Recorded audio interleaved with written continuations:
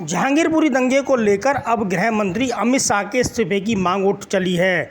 All India minorities front के अध्यक्ष doctor Syed Mohammad Asif ने हनुमान जयंती पर जहांगीरपुरी में सांप्रदायिक दंगे होने के लिए गृह मंत्री अमित शाह को जिम्मेदार ठहराया है। उन्होंने कहा है कि अमित शाह को अपने पद से फ़ौरन इस्तीफा देना चाहिए। उन्होंने कहा कि दिल्ली की कानून व्यवस्था सीधे तौर से केंद्र सरकार की है और केंद्र सरकार को मालूम है कि देश और दिल्ली में रामनवमी के कुछ जुलूसों के कारण तनावपूर्ण हालात बन गए हैं। ऐसे हालात में हनुमान जयंती की शोभा यात्रा को संवेदनशील क्षेत्रों से गुजरने की अनुमति देना कहां तक अनुचित था।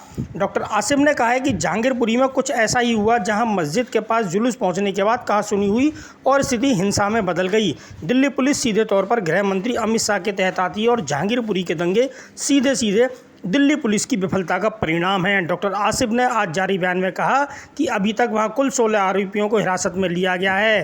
दंगाई पुलिस की पकड़ से बाहर है। उन्होंने कहा कि दिल्ली पुलिस की कोशिश होनी चाहिए कि हिरासत में लेने की कार्रवाई एक तरफा होने के आरोप न लगें। डॉक्टर आसिफ ने कहा कि जहांगीरपुरी पुनर्वास कॉलोनी राजधानी के निम्न वर्गीय व्यक्तियों का क्षेत्र है। वहाँ की आबादी का एक हिस्सा झुग्गियों में आबाद है। एक तरह से राजधानी की श्रमिक लाइफलाइन है। दिल्ली शहर और बस्ती एक दूसरे पर निर्भर है।